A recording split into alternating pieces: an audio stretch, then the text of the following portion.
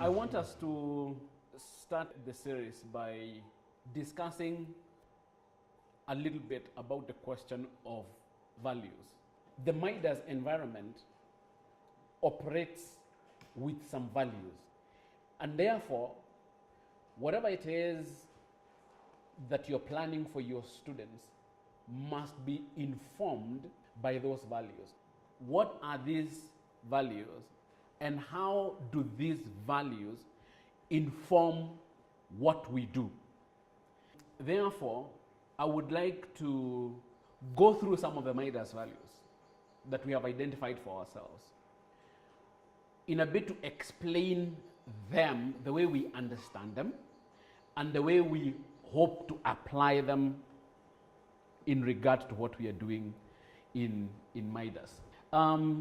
Values are a set of beliefs that guide the culture and character at Midas Boys to give it a strong sense of identity and differentiation. It is possible to have a school, or it is possible to have an environment where people come and do what needs to be done without being guided by any sort of values. The other extreme is where people say that they are guided by values, but when you ask them, how do these values inform what you do? They are not able to link. To link those two. So I think that the first important thing is a question of guiding. Everything that we do, we have to ask ourselves, what are the values that are guiding what it is that we are doing? If you're planning for pedagogical practice, if you are interacting with students, if you're interacting with parents, if you're interacting with each other, if you're interacting with third parties, what are the values that guide what it is that you're doing? Midas values guide our actions and processes, giving them directed purpose, our relationships, our decision making, and our aspirations. That is what I'm talking about. We do not make decisions in a vacuum. We make decisions within a set of values that guide our relationships, guide our decision making, and guide our aspirations. Our values guide what our mission is: to provide modern learning systems and environments to meet the demands of the information age for the future. I've always said that you cannot be in a place whose mission you do not know. And therefore, the first thing that you need to know about this place, or the first thing that any person who comes to Midas needs to know, what is our mission? When you wake up in the morning to come to Midas, you are contributing to a mission, and you have to know what that mission is without being reminded what it is. It doesn't help us for us to be here without understanding what our mission is. Midas values not only guide what we do and how we do what we do, they guide what we want our output to be like. That is, we use a values-based pedagogy to instill the same values in our students. We have two ways of looking at Midas values. Values as guiding processes, and values as outputs of those processes. What we do is guided by values. Our relationships are guided by values. Our pedagogical processes are guided by values. Our aspirations are guided by values. But what we produce are students who are guided by those values themselves in their own lives. So if, for example, we are talking about reflection, we reflect on what we do in order to produce students who can reflect on their lives. So the Midas values are both a process and an output. So you ask yourself, are we reflecting on our processes? Can we produce students who reflect? Can we produce students who have self-discovered? Can we produce students who are creative? Can we produce students who have passion? And how do those values define the process through which we produce those students. We have the first two categories, modernization and internationalization. These ones I call institutional, structural, and environmental values. They are values that broadly describe our institutional setting, our structural setting, and our environmental setting. Environmental in the broader sense of the context in which we are teaching and learning. How does our pedagogical setting and context seek to be like? The second category, I have put reflection, self-discovery, and passion. This I have called personal and developmental. What should our students seek to do and to be? Then there is creativity and innovation, which I call skill-based. What skills and abilities guide what we do, and should we seek to impart in our students? Cooperation and compassion I call behavioral. How should we seek to engage each other? So we have four categories. I've said these are not extremely serious categorizations. These are just ways of me trying to break down the values so that they make sense to you. So modernization as directly contrasted with traditionalism. The former emphasizes quality of life issues and self-expression. The latter, survival and conformity. In an education setting, it refers to quality of education and the rights of the learner. Do you have the same educational setting? Do you have the same pedagogical setting? Or do you have a different pedagogical setting? One of the things that I always do, and you will bear me witness, is that when teachers come to Midas and they stay here for 2 or 3 weeks or a month, there is a standard question that I always ask teachers. And this question is, when you came here, we told you that this is a different environment. Have you felt the difference? Because if you have not felt the difference, then it is the same. So we may very well imagine that we are very different. But it is important that you feel that you have come to a different environment in relation to what you know a school is supposed to be. Teacher-centered versus learner-centered. Analog versus digital. That's probably the easiest way of explaining modernization as opposed to traditionalism. Them versus we. When you are in a school setting, all of us want the same things. And therefore, this is a very easy environment to animate because all of us want the same things. There are environments where people want different things. Those environments are adversarial by nature. Here, in a school environment, we all want the same things. The parents, the teachers, the students, the community, the government, everybody wants the same things. And therefore, it should be very, very easy for us to think in terms of we as opposed to them. It is very easy for us to sit down and ask, what do we want, as opposed to what do they want? Because they and us are the same. We want the same things. I was talking to a banker last week, and she was giving me her experience in school. That when she finished primary school, she was called to State House Girls. And when she went to State House Girls, the parents felt that that is not the place that she was supposed to be. And the father looked around and decided that they want to take her to Kijabe Girls. So she goes to Kijabe Girls, and I asked her what was the difference between the two, Kijabe and State House. She said that the Kijabe experience was such a controlled environment that students had nothing else to think about apart from reading. I asked, what about State House?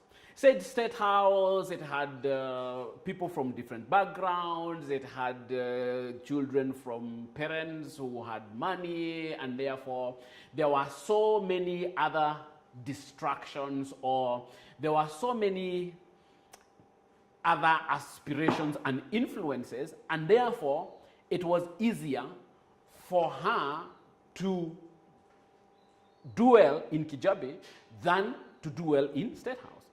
As a modern pedagogy advocate, I have a problem with an environment that produces or that makes students pass because it is controlled.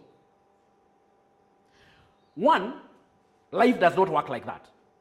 For me, real success would be to stay in State House in the uncontrolled environment and still pass. Because that means you have acquired certain coping skills for you to be able to outlive or to survive your environment and produce the same results. But if you're taken to an environment where there are no other influences that you are expected to deal with, chances are you will succeed, which is a good thing, but the person who succeeds in the other environment has learned more skills, more coping skills than the person in the controlled environment. And therefore, when we are dealing with a modern learning environment, the question of control versus autonomy is an extremely important question, because you cannot put students in an environment where you expect them to be guided by values, and that environment is a controlled environment. They are not allowed to think, they are not allowed to act, they are not allowed to do anything. Then why do you have values? In a modern learning environment, a modern teacher would have to come to terms with control versus autonomy. Then there's a question of single outcome versus multiple outcomes. I go back to the example of the Kijabe girl, okay? And what happened is that in State House, if she would have stayed there and coped with the different influences and with the different environments and with the different experiences that were there, what she would have come out with after 4 years are multiple outcomes. But the parents and the girl wanted a single outcome: go to school and pass exams.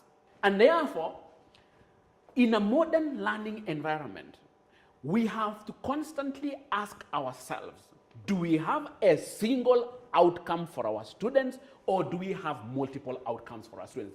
And what are these multiple outcomes? And how are we going to achieve these multiple outcomes? It is one of the things that as a teacher, you have to constantly ask yourself when you are planning. Am I planning for a single outcome? Am I planning for multiple outcomes? And what are these multiple outcomes that I am planning for? Then there is a question of individualism versus collaboration. Something has changed in the world to make it necessary that if learning is going to take place, it must be collaborative. Internationalization. We are looking at education with global benchmarking to produce a global citizen. How do we relate to the world outside our immediate environment? How does that world affect us? How can we affect it? And why should we care? Creativity is our next value that we seek to, one, animate in our processes, and two, produce in our students. And we've had discussions as to the difference between creativity and innovation. I think these are discussions that we've had before, and I've tried to define them for you. Creativity being the capability or act of conceiving something original or unusual, while innovation is the implementation of the new or creative idea. I do think that there are many ways in which when you come to the Midas environment, innovation is part of the environment that we have tried to create at Midas. One of the big challenges of the traditional arrangement in the classroom is that that arrangement by itself only reinforces teacher-centered arrangements where students are seated in rows and the teacher is in front, and it reinforces the image of the teacher being the person with the knowledge and the students being the person who are receiving the knowledge. So one of the innovations that we did was to change that architecture and make it learner-centered for you. Freedom with accountability. When we're talking about freedom with accountability, one of the things that we note is that absolute freedom is just as untenable as absolute control. There is nothing like absolute freedom. It does not exist. Responsibility moderates the former, while the latter diminishes responsibility altogether. Freedom is a prerequisite for the exercise of most of our values: reflection, self-discovery, modernization, creativity, and innovation. And let me explain the interplay between freedom and responsibility, or between freedom and accountability. If you want me to do certain things, okay, you will give me rules. You will say, we are here. You can leave this place at this time, and you can go to this place, and you can do A, B, C, D. After that, you can come back here and do A, B, C, D. And once you finish, you can go to another place B, and you can do A, B, C, D. Those are the regulations, isn't it? It is incumbent upon you to leave the door open. You cannot give me instructions of what to do, then close the door. The instructions are not necessary.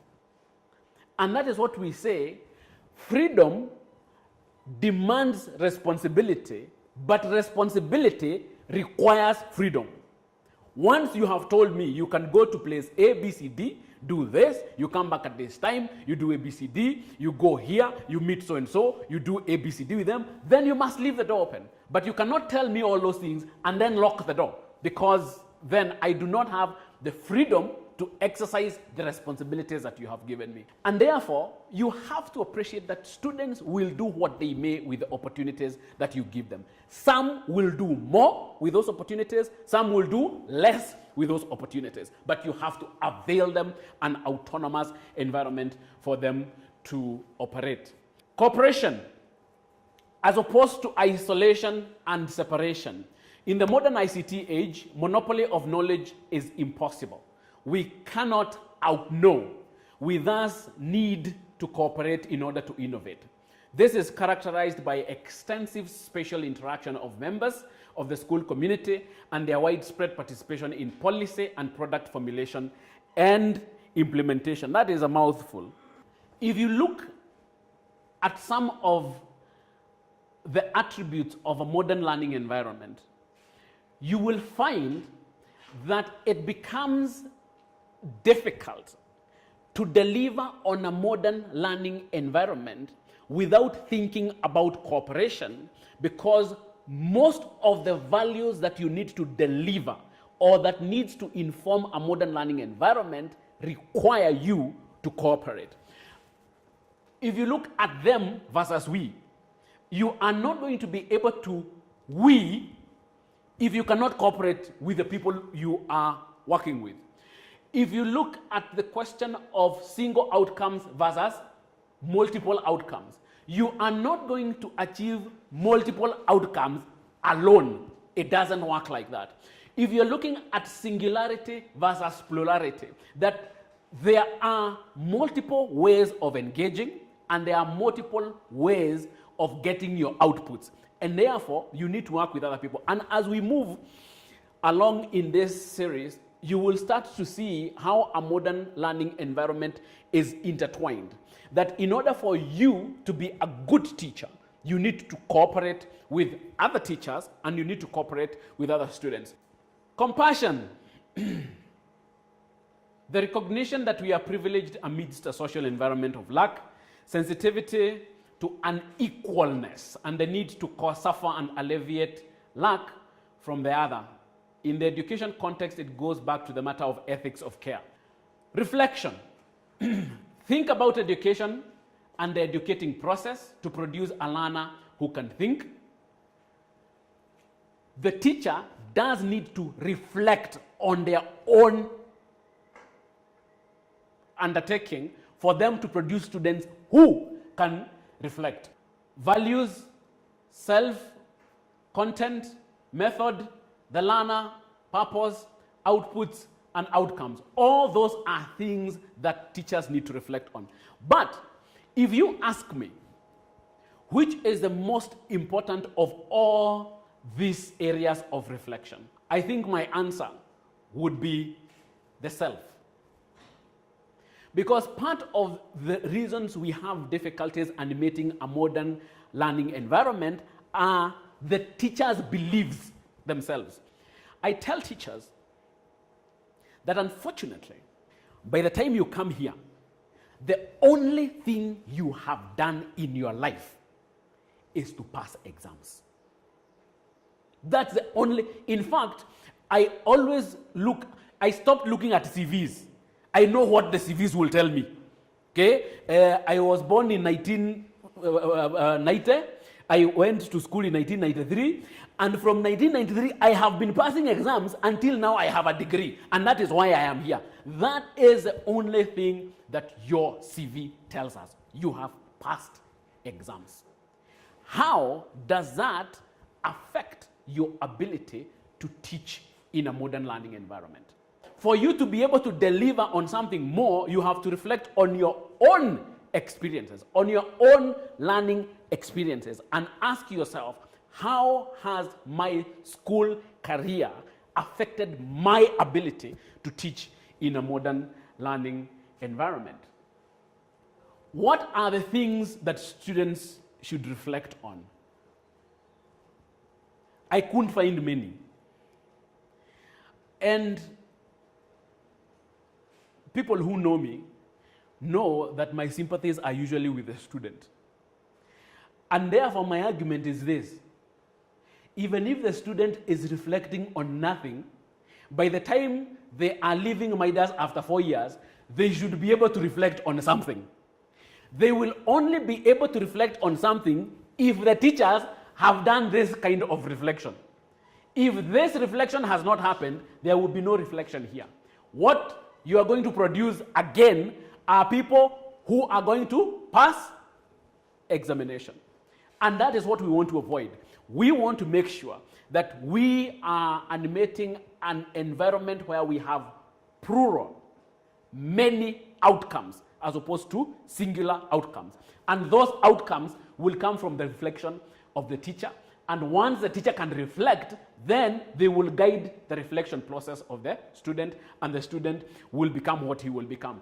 But this reflection is not grounded on nothing. This reflection is not just sitting down and saying, I am reflecting. Don't make noise. I am reflecting. It must be directed reflection. And we have said, and I have said for a very, very long time, that one of the main reasons why students come to school, one of the main reasons, for me, the most important reason, is self-discovery. So if the reflection of the teacher and the reflection of the student does not lead to self-discovery, then we are missing something. I have a friend of mine who has 2 daughters. Her firstborn daughter loves cars. It is not one of those things that you expect girls to do, but she does. Okay? And when she finished Form 4, she said, I want to go and do automotive mechanics or something like that. Okay? She said, I don't want to go to the university, at least not now. I want to do cars.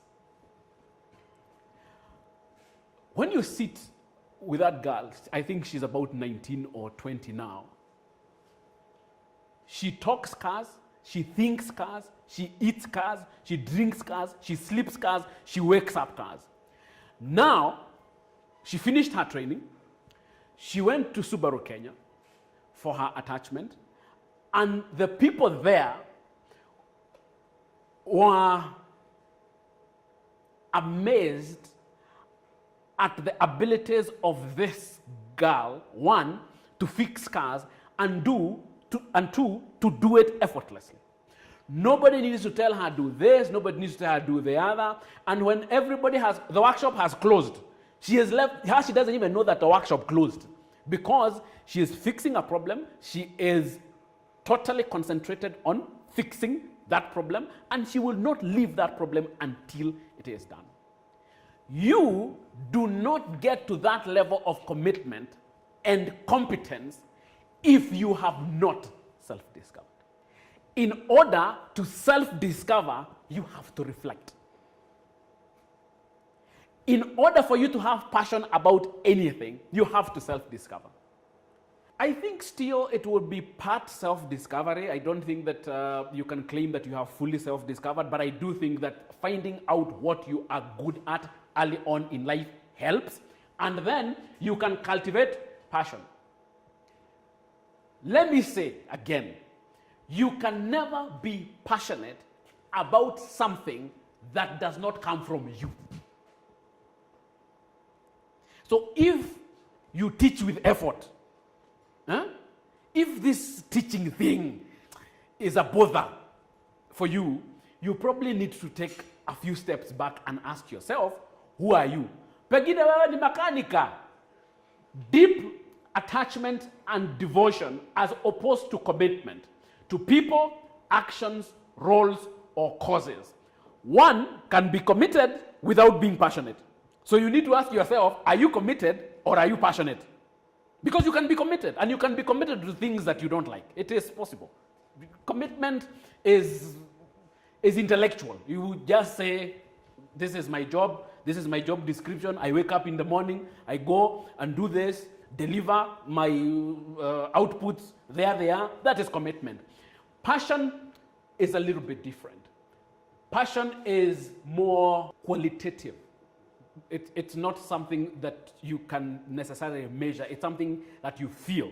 It's something that you know you have. It's something that reflects in the things that you do, as opposed to something that you generally commit yourself to. One of the things that successful people will always say is that they were passionate about what they were doing. I do not know whether it is possible to succeed in something you don't have passion for, but I personally haven't had somebody who has been exceedingly successful at something who said they hated it. So if you're doing something that you hate, success is not one of the outputs that you expect from whatever it is that you're doing. Why do we do what we do? What energy do you bring to the Midas environment? This is an important one. Not just what energy do you bring to the Midas environment, what energy do you bring to life? If you're a person of possibilities, if you're a person of optimism, if you're a person of can do, it will be done. It is doable. But if you're a person of haionekani, haipatikani, haitoshi, hayuko, hapatikani, no, it's not going to work. In what ways are people, processes, and systems at Midas environment affected by your attitude? What is your motivation to be here? This is a huge one. There is a guy I usually call Mutafutaji. And the reason why I call Mutafutaji is we were trying to answer this question. And I came to the staff room and asked, and we had issues, and I'm asking, why are you here? And Zachary said, hawa ni watafutaji. And the attitude of watafutaji, okay, makes life difficult for everybody else. Because now, mutafutaji is not even at commitment level. Forget about passion. Now that one, mutafutaji, is strictly speaking a hustler. And unfortunately, if you are in an environment where you're discussing or where you're working with hustlers, it's going to be very, very difficult for you to make progress. What aspects of the Midas environment are you passionate about? I do not know, and Benson will correct me, whether you can demand passion from people. I am not so sure that it is something you can demand from people. I don't. Maybe you can demand commitment, a bit of it, because even that is difficult to demand from people. But I don't think that passion. I think passion is you. If you don't have it, you don't have it. I don't think somebody can demand passion from you, but it helps if you're doing something that you're passionate about. This thing called modern learning environment. This environment that we are saying is different, is autonomous, is pluralistic, has multiple outcomes. This is not an environment that you will be able to survive in if you are not at least committed. At least. Would anybody demand passion? I think you should demand passion from yourself. If you're not passionate about this environment, I think it is good for you to consider your options. Because it's just going to make your life difficult. If you don't have commitment, if you don't have passion, and you're in an environment that expects you to change, you're in an environment that expects you to do different things, you have come through a school system that has taught you how to pass examinations, and here you are, it's being demanded of you that you deliver something more.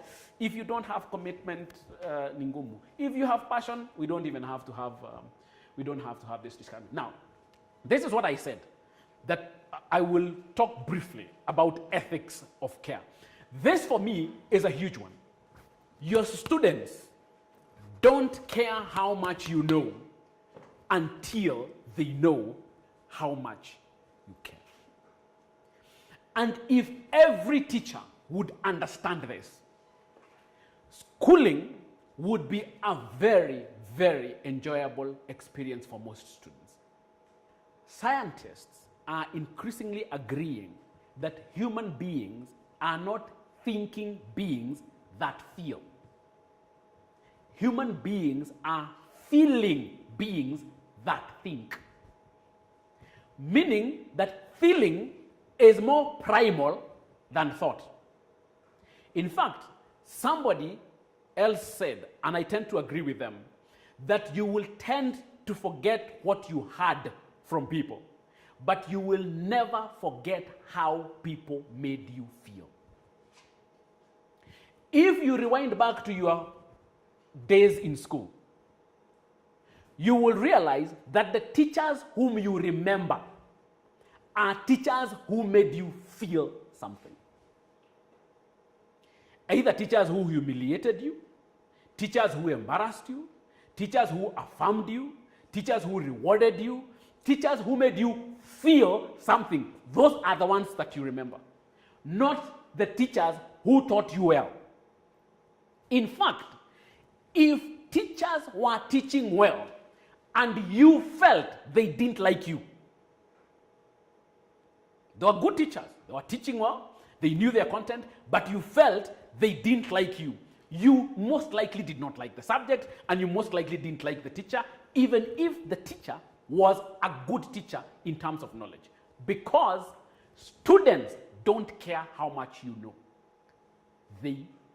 Until they know how much you care. And for me, ethics of care is one of the main attributes that a teacher in a modern learning environment needs in order to survive. An understanding that those particularly vulnerable to one's choices and their outcomes deserve extra consideration to be measured according to the level of their vulnerability to one's choices. As a teacher, you are making certain choices, powerful choices. You have to understand that the choices that you're making affect your students. And that's what you're saying, an understanding that those particularly vulnerable to one's choices and their outcomes deserve extra consideration to be measured according to the level of their vulnerability to one's choices. What does that tell you? That all your students are not equally vulnerable to your choices. You are in a position of power and influence. Every decision that you make affects a vulnerable student. And if teachers would learn this, students are not your peers. They're not your peers. These are growing, impressionable children. They are placed under your care. You are making certain decisions that are going to affect them now and then. Remember what I've told you. People will forget what you have told them. They will never forget how you make them feel. And therefore, when you're making choices, when you are evaluating outcomes of those choices, you do need to remember that your audience are vulnerable children. And therefore, ethics of care should be at the top of the list of anybody who wants to be a teacher.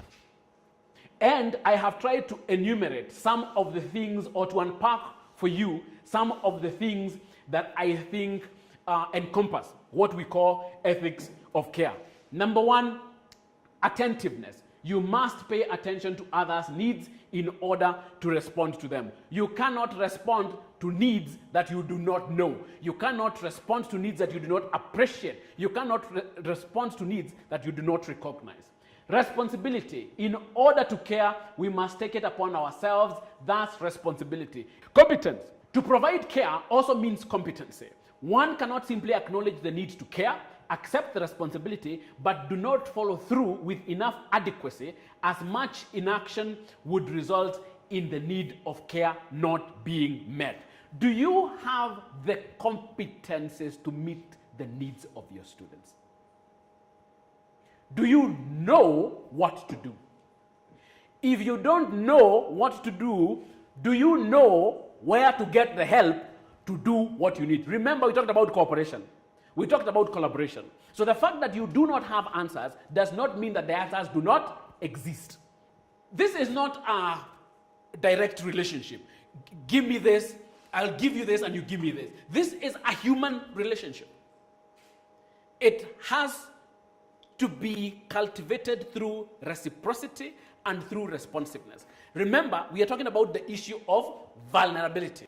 If you come to me with certain things or with certain proposals, I will know what to do because I have life experience. I know what to do. I know how to respond. I probably even know how to respond to not make you feel bad. Even if I don't agree with what you're saying, I know how to. I have the social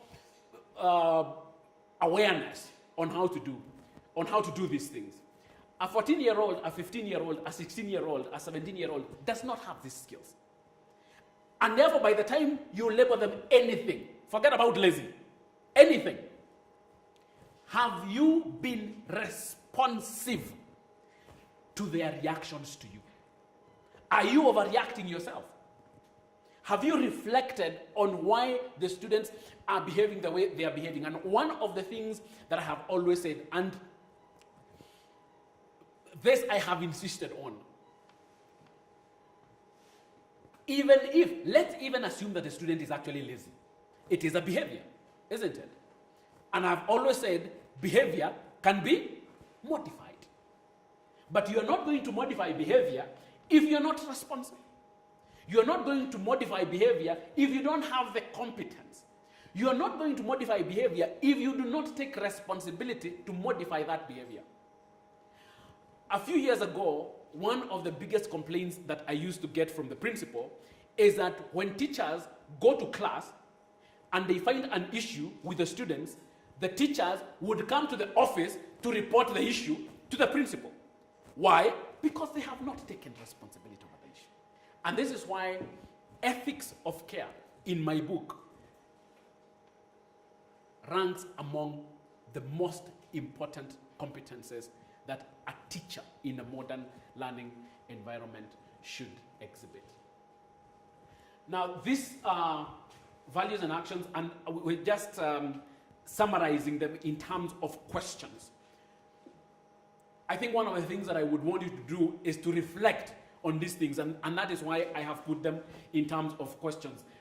Personal values. What values apply to you as a person?